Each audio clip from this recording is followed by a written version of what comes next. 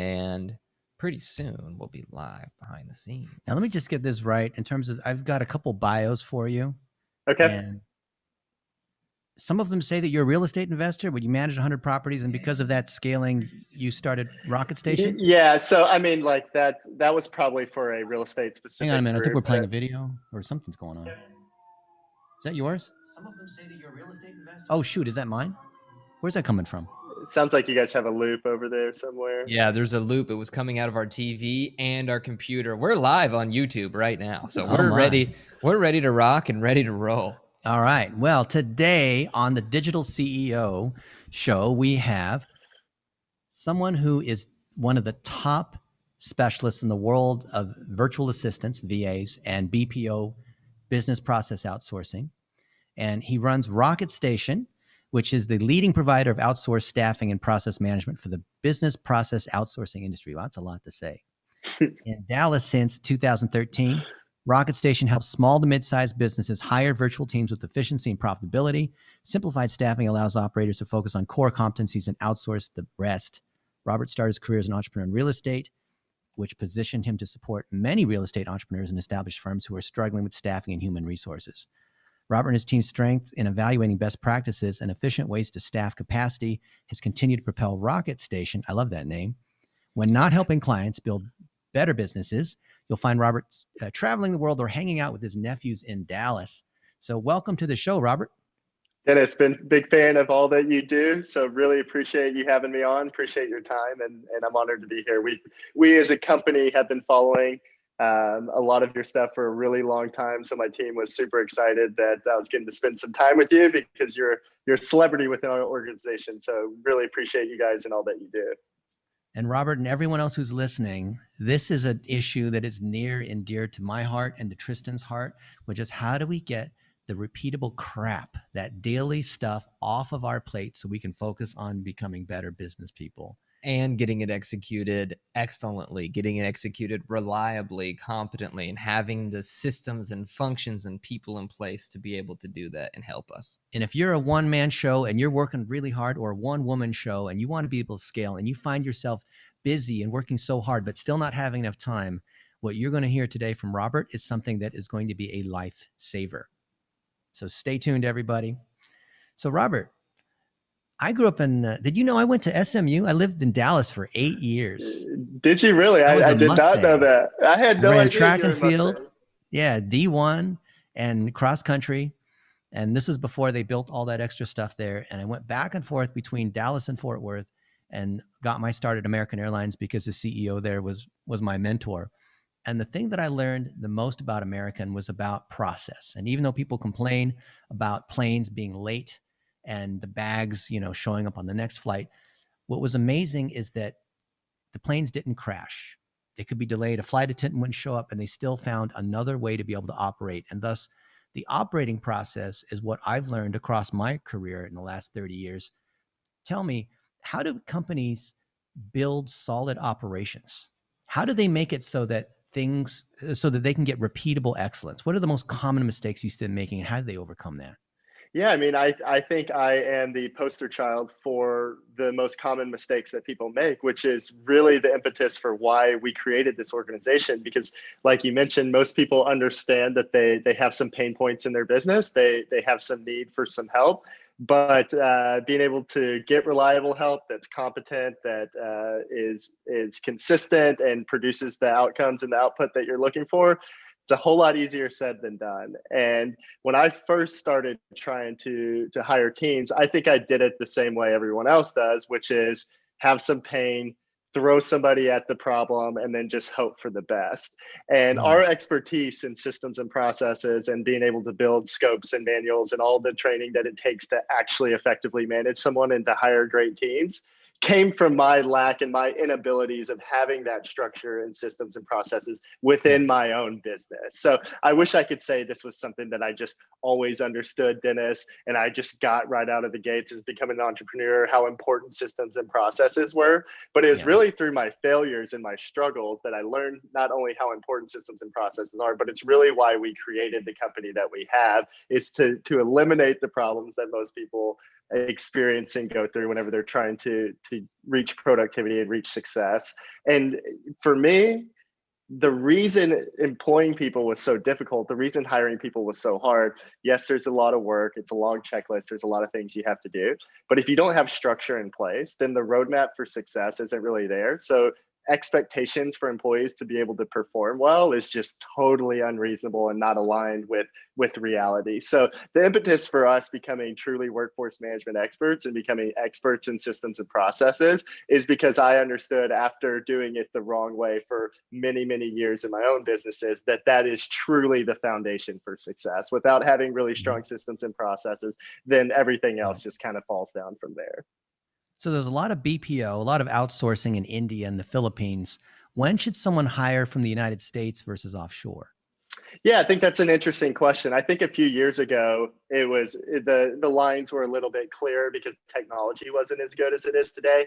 I mean, technology is so amazing today. Everybody's familiar with email and Dropbox and Google Drive and those types of things, right? But nowadays, almost, even Fortune 500 companies, their entire infrastructure is done through an internet-based system. So that's their phone systems, their entire communication channels, their databases, everything is done through an internet-based system. So the connectivity is truly amazing. So what used to be out of reach for most small businesses, and I think that's why so many people have had a terrible experience with BPO, is because the only thing we really know about it is buying a computer from Dell in the late 90s and having a horrible experience with customer service.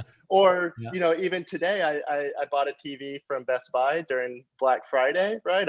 They took my money. Well, dealing with customer support to get that thing delivered and installed was a terrible experience. So I think that's where most people, when they think of BPO, when they think of outsourcing, when they think of delegate, they think of the call centers and they think of these terrible experiences that they've had with these giant companies who don't really care about the customer experience and don't really care about the same customer journey that smaller businesses tend to have to. So when should you offshore versus? It used to be a matter of quality, and today it's really just about what the job functions and the roles are. So within our organization at Rocket Station, almost every single role is overseas. So from IT to back office support and inside sales and administrative, like there's not really anything that's done in the day-to-day that's not done. We're headquartered in Dallas. We have a big office in Manila that hosts over 700 people there in Manila. And it's, we're 14 in Dallas and 700 in the Philippines. So what jobs are required? Our leadership team, our strategic team, our legal team for the most part is here, but the entire workforce for the most part is in the Philippines. So I think some of that, Dennis, has to do with personal preference, but it's not really because of quality. It's not really because of technology anymore. It really today just has to do with your ability to get connected with the right workforce and the right talent to be able to fulfill those jobs. And to double it down to a function, like you said, you have very basically crystal clear roles for people, because at the start of this, you said unreasonable expectations. Oftentimes when a business owner or a manager get up to the level where they need some help, they might throw anybody to the flame, and they have completely unreasonable expectations, because even in this moment, I don't know exactly what you're thinking or exactly what Dennis is thinking. So as an employee, how would it be fair for me to be able to know what to do next? And to be able to put things into processes that are so airtight that it's either a process or a people quality issue allows you to make objective decisions. And Dennis has worked with some of the largest companies on earth, and he's been sharing a wealth of knowledge with me over the past few months about some of that experience. And it always comes back to a people quality issue against a proven process. But if you don't have that proven process, you can't really blame people. The super and VA, I think so right? many.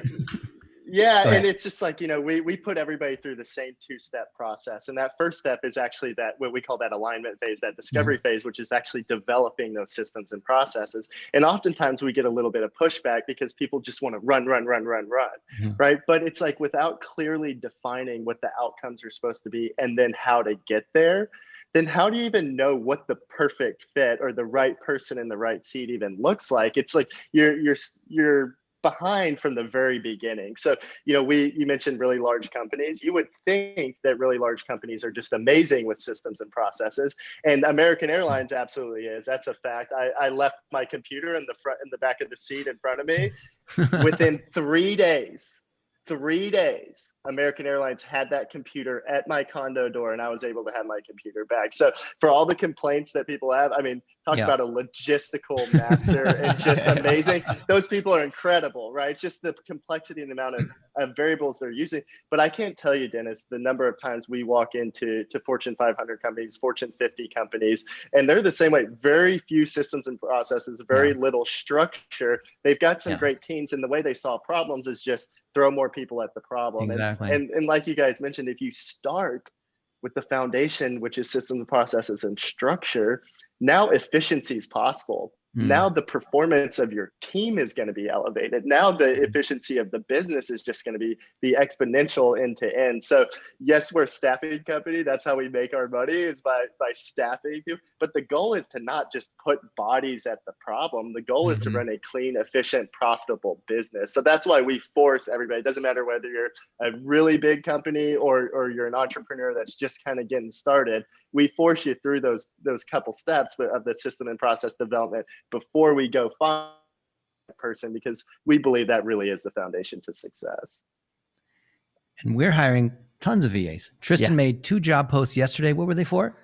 We had a Google Ads expert and an executive assistant to be able to support Dennis and I call to call. Yesterday, we had 13 calls. Today, we've had another 7, but they're larger chunks. So we've been at it for several hours.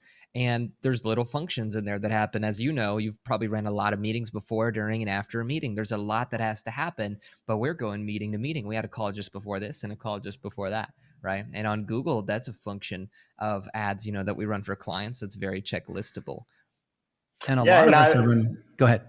So I was just saying I would be lost without my EA, right? So Marianne, the reason I'm here today and the reason we got connected is we have a mutual friend that's amazing. But to actually get us on this call, it's 4 or 5 emails plus scheduling. You guys are super busy. My schedule's full too. So Marianne, I mean, you talked about one meeting. How many promises do you make on a meeting? How many different items do people just casually mention? Yes, I'll follow up with that. I'll check in. Yes, we'll do that. It's just this constant commitment that people rarely take notes on. So, I mean, I'm all about progress. I'm all about getting to where we're trying to go. But without clean structure, with having executive assistants and people like that, I would be totally lost. But again, the way Marianne works and the way she knows how to run the day-to-day on my behalf is because we've worked at creating a process to be able to make that happen. So whether it's an EA or our marketing managers, it starts with great process, and then to go find the rock star becomes a whole lot easier.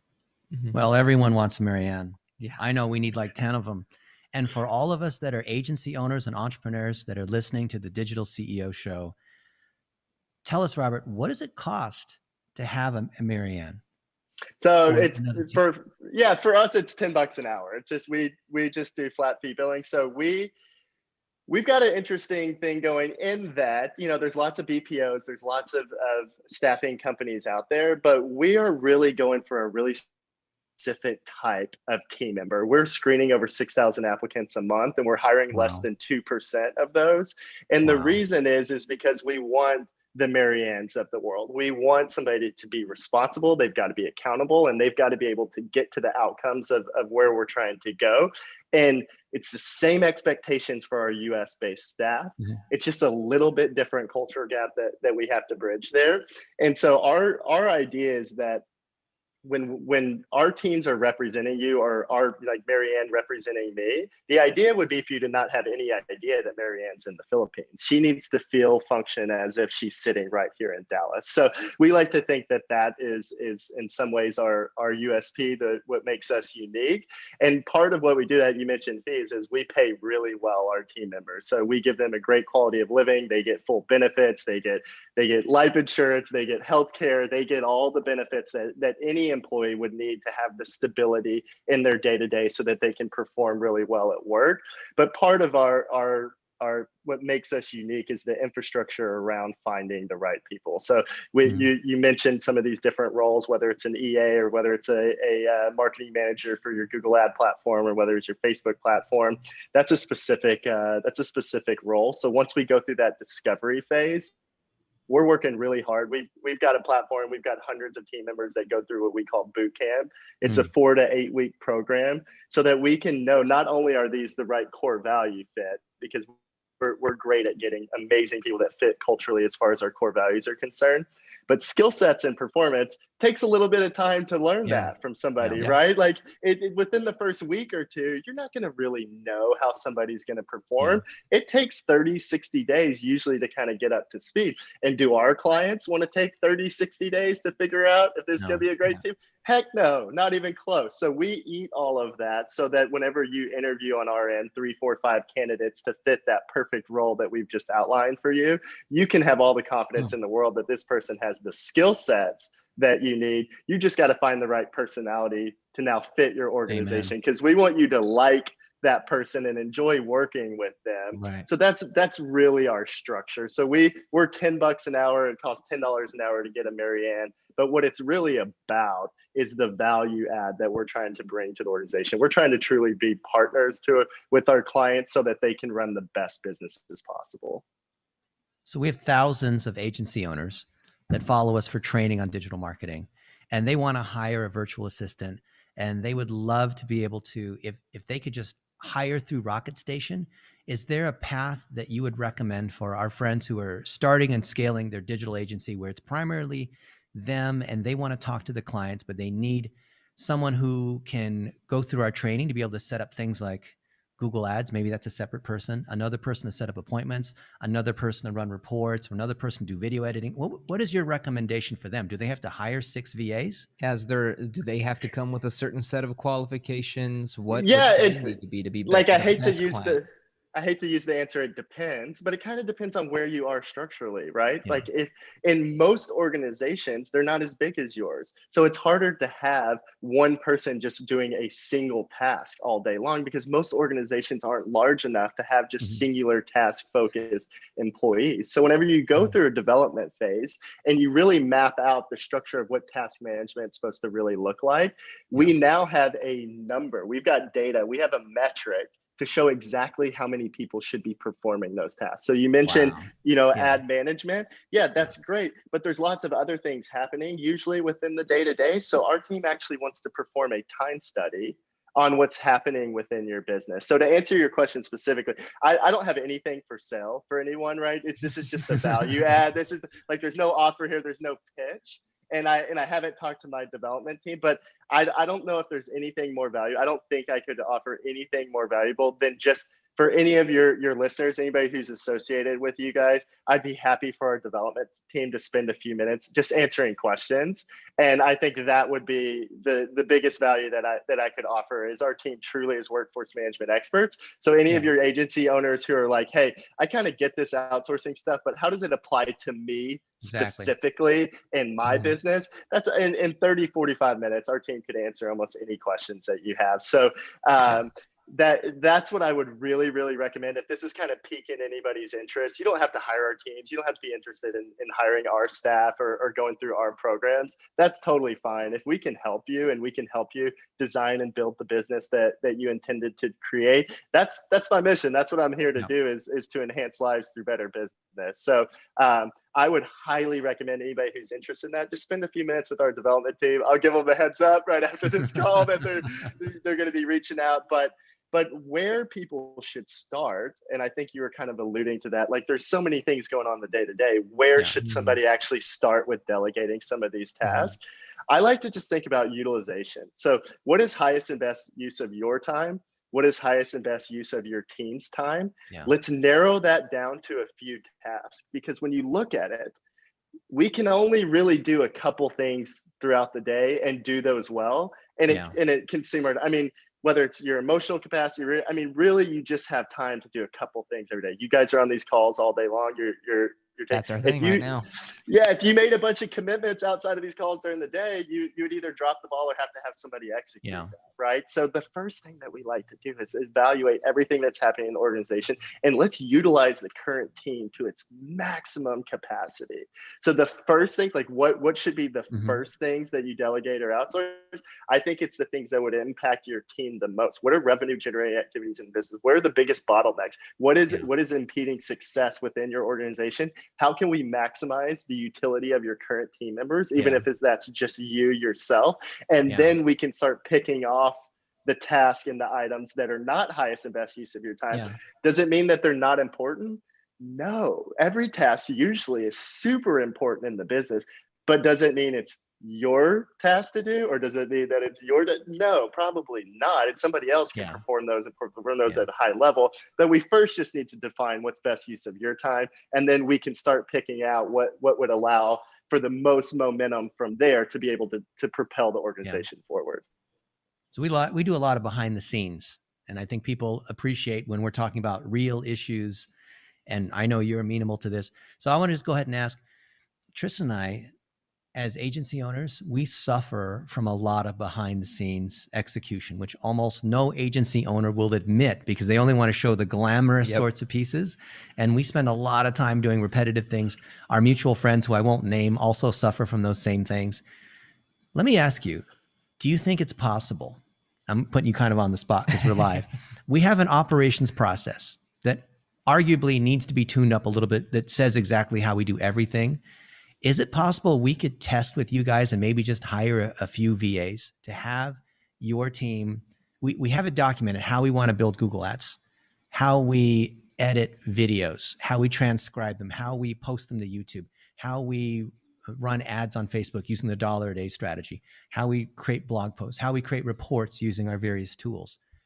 I would love to be able to run that stuff through Rocket Station. Yeah, I would love for you to stress test us. Yeah, I would love for you to stress test us.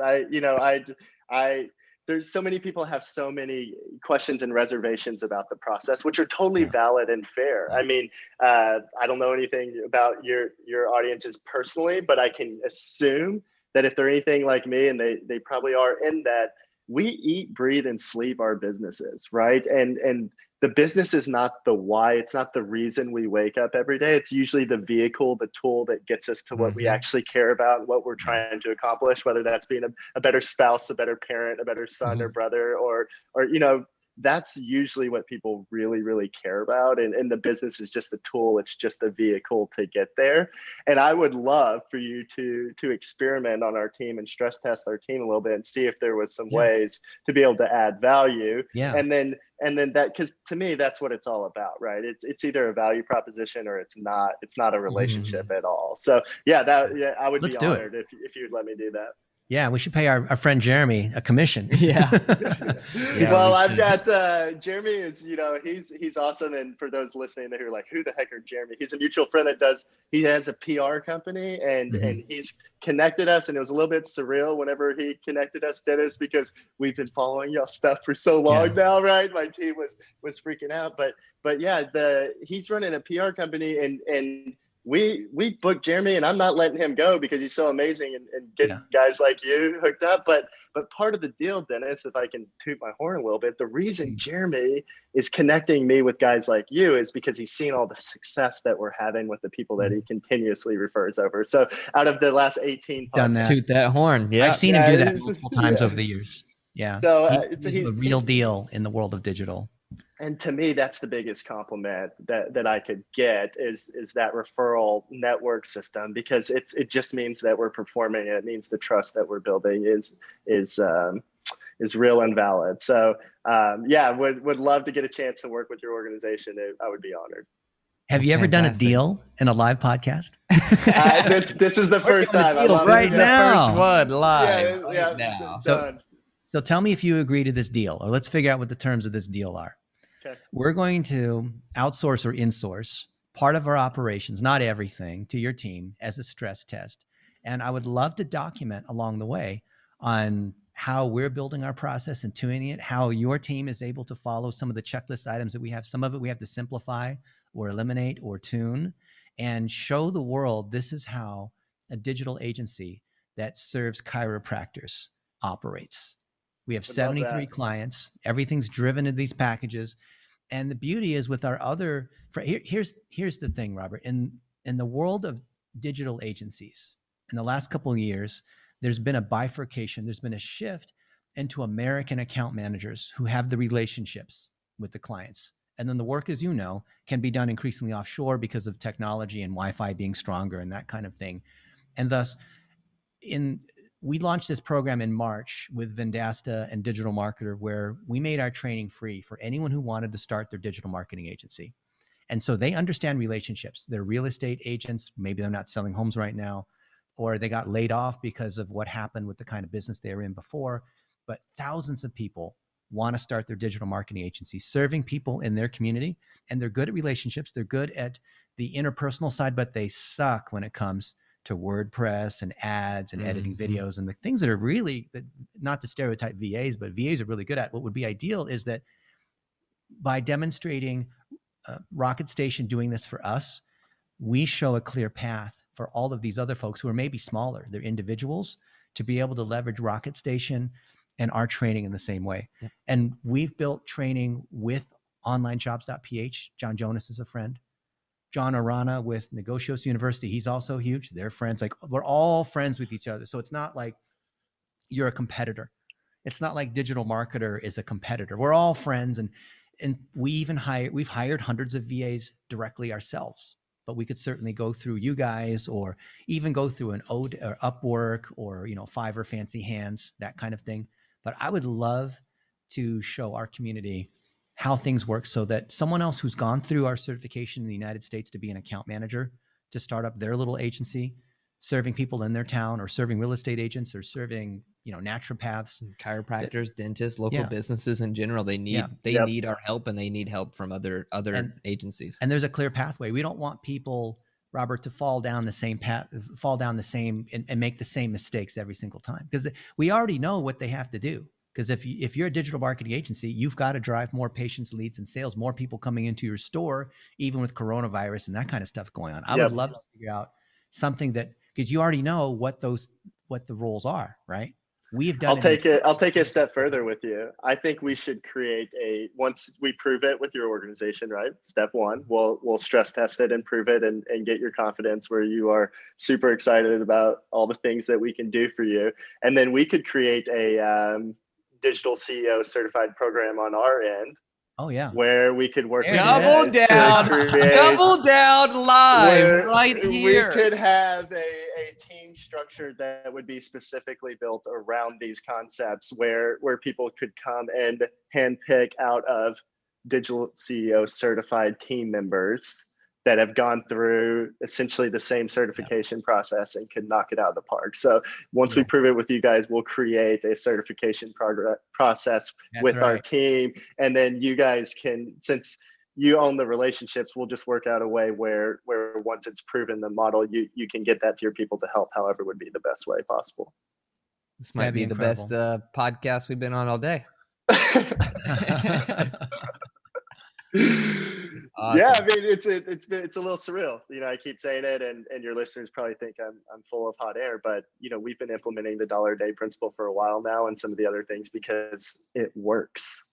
And the difference between success and not for most people is simply implementation. It's execution. It's very rarely a knowledge gap. Most people know what to do. Most people know what they're supposed to be doing, but there's only so many hours in the day.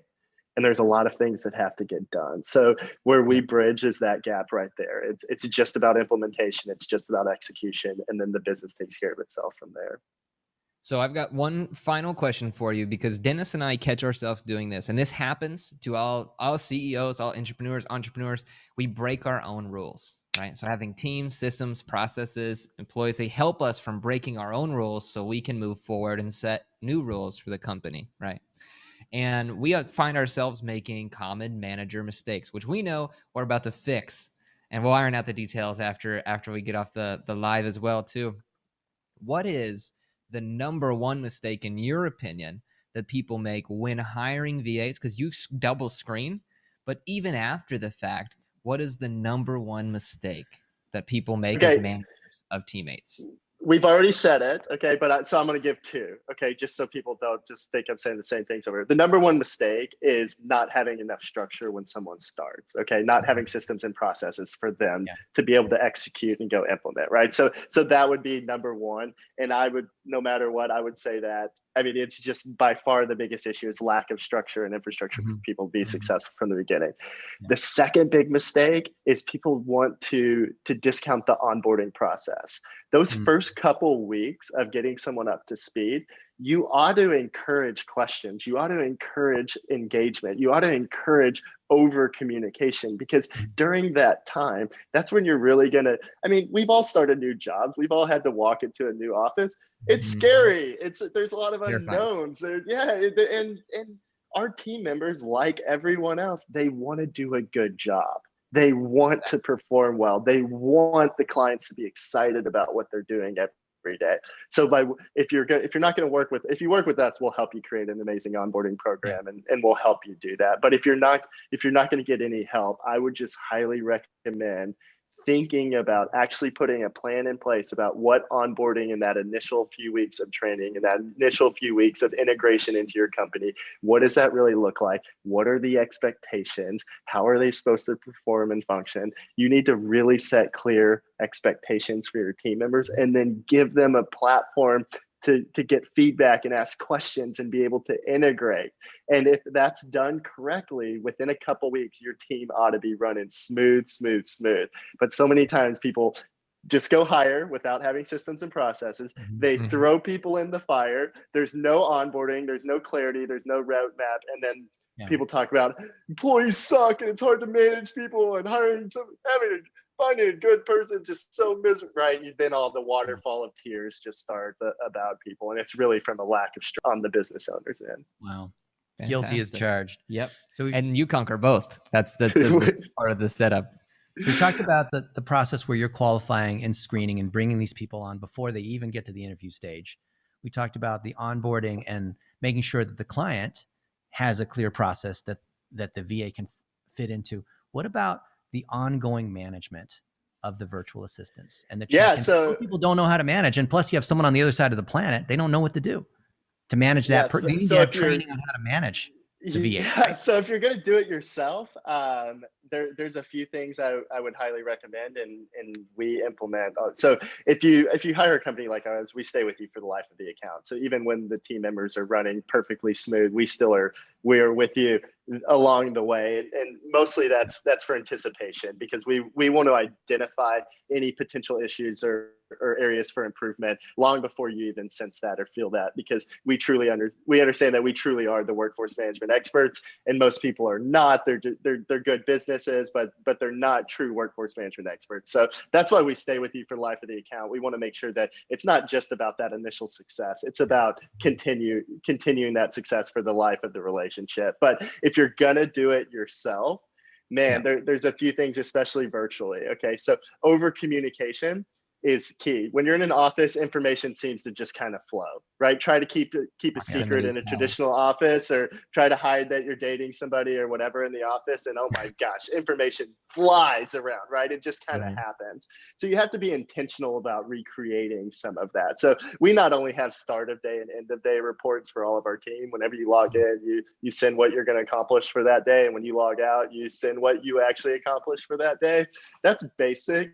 But there's a few other things that you can add in there as well when talking about over communication. We do most of our communicating in Zoom. It's our VoIP system, it's our chat, it's our task management. We do a lot through the integrated Zoom system. But every team member every day in their chat rooms, whenever they log in, they say good morning and they check in. It's trying to kind of recreate that feel of the morning when everybody's walking in. When people are there. You know when people are Dolores leaving. brings the coffee and the donuts for everybody. So that routine you can recreate virtually. You just have to be intentional about it. So everybody starts their day by checking in, saying hello, and sharing some personal story about how their kids are, what happened the night before, and that comes across as just like a camaraderie, rah, but really it's kind of replicating that personal accountability, right? We treat our workstations the same virtually as we do in office. There's no food and drink at the stations. You have to dress the same way you would when you go into it. So you have to behave and perform the same way, but then we hold our team members accountable to that, right? Wow. So throughout the entire day, what usually would feel like small wins, we celebrate every one of those. And yes, it's to celebrate wins, but even more than that, it's about transparency. It's about alignment. So if you like right now, I can click the sales thread, the sales group chat, and there's several hundred messages from today in there. It's because there's different team members with different roles. And every time they hit a landmark or a successful spot, they post that in the room. Yes, to celebrate the win, but to also get everyone aligned to what's happening. So there's tons of energy and tons of communication. So that communication and that personal accountability that tends to just kind of happen within a traditional office, we're intentional about recreating that virtually. So all the same things that happen in the office, if you put a little bit of effort to it, you have a strategy for how you approach that, and then you're consistent with it, you can replicate the exact same structure, the same culture, the same accountability as you do within an office. Everyone needs to hear what you're saying, Robert. I know. I feel like I've won the lottery. We're going to be sharing this everywhere. Not only striking a deal live, but you are pouring out so much gold for everybody, whether you're an entrepreneur or an entrepreneur, because there's lessons you can take if you're a number 2 or number 3 in a company. Yeah. If you're, an executive manager right now, like with a small team, or if you're just getting started with a company working virtually right now, which most people are, then there's so many nuggets to take of recreating culture when you're away, getting that power of proximity, even though you're away, and little notes for everyone to take, not just for owners, but for members of teams and members of organizations to really be a team player. One of the jobs that we created last night, we even had, in the subject line, are you a team player who loves helping groups win? Because that's really what it's about, is making people understand we're on the same team, especially now. It's not, they're employees and employers. It's not, this account group sales and marketing, and they've got to, butt heads. It's not that. We're all on the same team. And if we're in the same organization, we have the same clients. So we have the same duty to serve them and to do our best. And I think people have lost sight of that while trying to fend for themselves and trying to figure all this out. So the fact that you guys are bringing that together at Rocket Station makes me happy. Like, I'm charged up right now. I feel great. Well, you literally just gave the formula for success. Is there a formula for success? Absolutely. It starts with systems and processes, right? And then you have to have, that creates clarity around the task management. So you can create expectations with your employees. And then your responsibility as the business owner is to paint the vision, the picture of where the whole organization's going. So each team member is responsible for themselves, of course, but that alignment, like you're talking about across the organization, that is where the whole team is going as a group. And if I could give you my job, like if I had really one job to summarize what I do as the CEO in my organization, that is to make sure that our team is constantly on the same tracks, headed in the same direction, right? So it's our managers' jobs to make sure that each person is held accountable and has clear expectations about their daily task management. It's my job to make sure that the entire organization sees the big picture and we're all headed in the same direction. It's like talking to the Wizard of Oz, because you are the scaler of other people's scaling systems, right? So if you're helping other businesses grow and growing your business, what I'd want to hear from the master of the master is, what is your process for identifying and training managers? Because you've got 700 VAs, you've got to have managers of managers. How do you find these people? When you were at American Okay. Airlines, how many layers were there? We had 14 layers of management between the CEO. We do not have 14 layers of management, I can tell you that. But yeah, the management team is the core of our organization, and they are the beating heart of what we do. We are a middleman. We are at the service of our clients. Our job is to get our client partners to the outcomes, the expectations, to where they're trying to go. It doesn't have anything to do with us. We're just getting our clients where they want to be and to get the business that they intended to create. That's our job. That's our mission. It doesn't have anything to do with us, which is why I feel like I'm the luckiest guy in the world, because I get to work with amazing organizations every single day and help them get where they're trying to go. I mean, it could not be more fun to wake up every day and make that happen. But the management piece, I mean, to be totally candid with you, that's where the majority of our true energy and emotional capacity goes when talking about building Rocket Station as an organization, is making sure mid-level management is stellar. So we do that a couple of ways. We like to promote from within whenever possible. So when team members have proven themselves, when they have expressed a desire to be in a leadership role, when they've really worked through that, to us, that's an earned position. We don't give leadership positions away. We don't just grant that. It's not a product of time. It's not a product of service. It's a combination of all of those things. Just because you've been here a long time does not entitle you to a manager or leadership level position. I mean, we are insane about who we bring into leadership and management, because people want to talk about culture all the time. To me, culture is having a group of people following the same rules and reaching a successful outcome. You're going to have an amazing culture if everybody's following the same rules and the team's winning.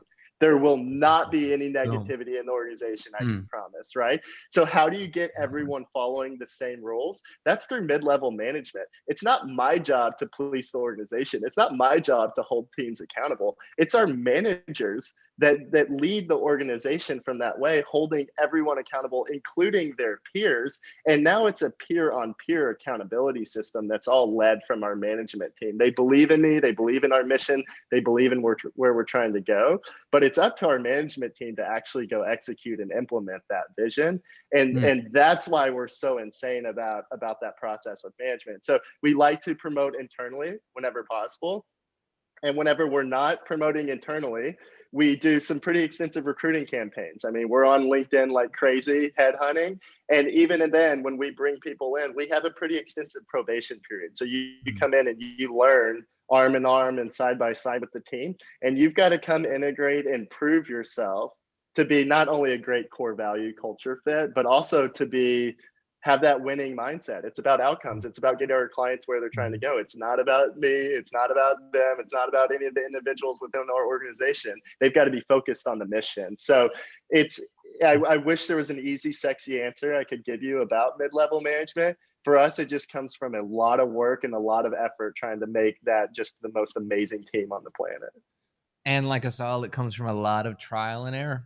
Exactly. Figuring it out. That's exactly right. We appreciate that you're figuring it out for organizations, even like ours, and the entrepreneurs that listen to Digital CEO and also follow Dennis, follow myself. The biggest thing that we need, our psychological paradigm, the same one that you have, is to help. We're here to help. Like you have said this multiple times. It's clearly in your mission statement to help entrepreneurs have the business that they intended to create, run the business that they intended to create. And oftentimes as founders, we get pulled away further and further from our intentions because we're trying to run and multiple teams. And the fact that you're building up, scaling within scaling, and internal organization within the organization, you're taking a big job, a big task for entrepreneurs and founders, and everyone should definitely be using Rocket Station. Well, I appreciate that. There's a really famous story. Steve Jobs and Bill Gates and Warren Buffett are great friends, and most people are aware of that. And they were sitting in the same house one time, and I don't remember if it was Warren Buffett or Bill Gates' dad asked them to separately write down the key to their success. So they hadn't talked about it. They had just one word: what is the key to your success? And they both wrote focus. Okay. And what you just described is the ability of the owner, the entrepreneur, of the business owner, or even the leadership team, for them to be able to focus on what the priorities and the most important things are. And the rest of the team can then go execute. And now you've got just massive momentum and an energy within your organization that is truly unstoppable because you're focused on the mission as the leader. And then your team can go execute in a day-to-day in a very confident, clear, concise way. And now all of a sudden the energy in your organization is truly unstoppable. So Robert, when you were starting out, now you've got this organization, you've got a strong middle management, you've got 700 people, but when you're only a few people, how did you deal with the competing demands of lots of clients and lots of VAs and lots of people that they needed help and you want to help all of them, but pretty soon you find that you don't have enough time to do all the tech support for all the people that want to talk to you directly? Yeah, my biggest issue for the longest time was I was the bottleneck in our organization. Mm. I held myself way too, I thought of myself as way too important in the organization. And if I wasn't essentially approving everything that was happening or being a part of everything, then it wasn't getting done. And I initially thought that that was a quality thing or a memory, but really that was just my ego getting in the way. And I'd worked so hard, and it makes sense. Like whenever you're investing your life, your energy, your money, your spouse's trust, whatever you're investing, everything that it takes to create that. I mean, I think it's super common for us as entrepreneurs and business owners to kind of stick our head in places where it doesn't really belong. And what would have allowed me to scale faster earlier, would have allowed me to get to where we are today a whole lot faster, would have been removing myself from that process. So my biggest issue personally early on was just being the bottleneck in too many of the systems and processes. I just thought I had to be a part of too much that was going on. The day that we actually changed this organization and could actually fulfill our mission was the day that I started creating clear maps for people to be able to support and actually go execute and fulfill that mission. It didn't have to be me. If I'm answering every phone call, if I'm responding to every email, then we have a very, very short ceiling that we're going to be able to reach. So for me and our organization, it was all just about getting myself out of the way. Wow. Fantastic. Well, What an answer. That's a mic drop. That is. I'm so glad that we connected, Robert. This was a lot of fun.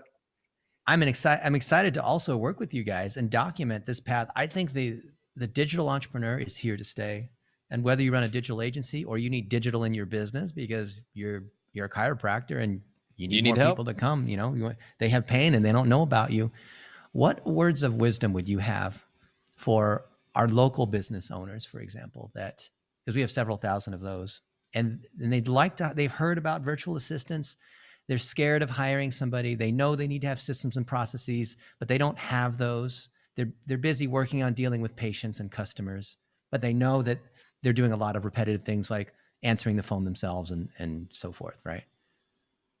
Yeah. So I hate to sound like a sales guy here, but I truly think that you should reach out and get a little bit of help. And again, you don't have to hire us, and you don't even have to get help from us. There's other companies that do some similar stuff to what we do.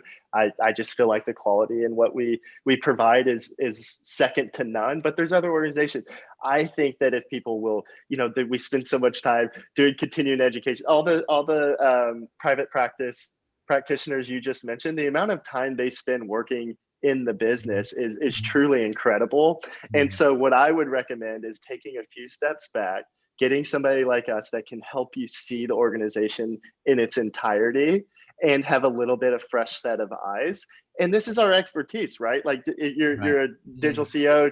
If you're a dentist, you're amazing at drilling teeth, right? But you may not be the best at customer support. It's the same way like we have publicly traded software companies that build amazing software. They're just not that great at creating an amazing client experience once somebody signs up. So what do?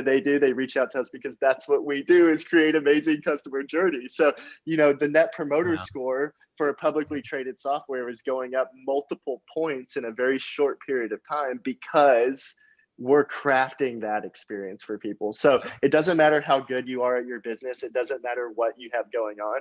To reach out to somebody that's an expert in workforce management does it a little bit differently than you're probably used to. Even if it's just to get some feedback and get some advice, I think goes a long ways. And again, you don't have to hire us. Just spend some time with us and we'll give you everything that we've got. Figure out what you need. Yeah. And that's a sign of a quality business, to be able to qualify and then be able to refer out if it's not a good fit. And the fact that you're willing to open that up, not just for our listeners, but to the world, to be able to say, if you need help with your business, come to Rocket Station and figure it out with somebody on the team, or we'll refer you to a place that's better if it's not us. But if it is, exactly, in the best place you can possibly be. And you can stand on that mountain and hold your hands up high because your results show for it, not just with your clients, but with the workforce that you're managing with over 700 people. That is incredible. And the fact that anyone would second guess that, it would be mind-blowing to me. I'm taking your advice right now. We're implementing it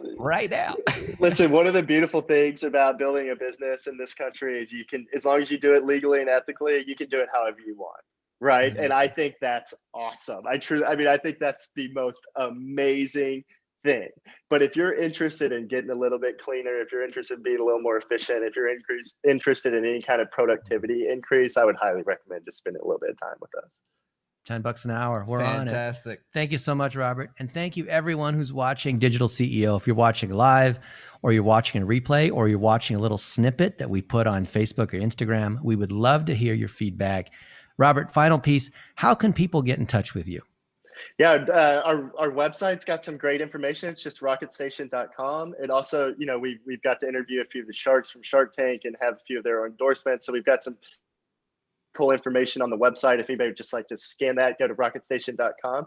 If you want to contact us directly, I hope you're okay with this, Dennis. I'll just give an email for our development team. Greg Brooks leads our development team, and I haven't told him I'm doing this, so y'all should just surprise him. Watch out. And email him, but seriously, email Greg Brooks. It's just Brooks, BROOKS, at rocketstation.com. Tell us you heard me on the show or wherever you got the information, just Brooks at rocketstation.com, and we would be happy to spend a few minutes with you. Well, fantastic. Wow, rock on. Rocket Pun Station. intended. Well, thank you so much for your time. I'm going to in the live stream here in a moment, but for everyone who listened, entrepreneur, number 1, 2, 3 in your company, wherever you are, leave a note in the comments on YouTube or on social on the snippet of your biggest takeaway from our time here today, your biggest takeaway and how it affects your position, your organization, and how you're going to take this and use the advice. I have so many. I will actually be studying this call, but I know after the live stream, we've got to iron out some awesome details. Always like and subscribe to the Digital CEO Show, and Dennis and I will continue bringing amazing guests and training for the entrepreneurs and entrepreneurs out there serving the digital world. Awesome. Thank you, Robert. Thank you, everybody. And we'll see you in the next episode.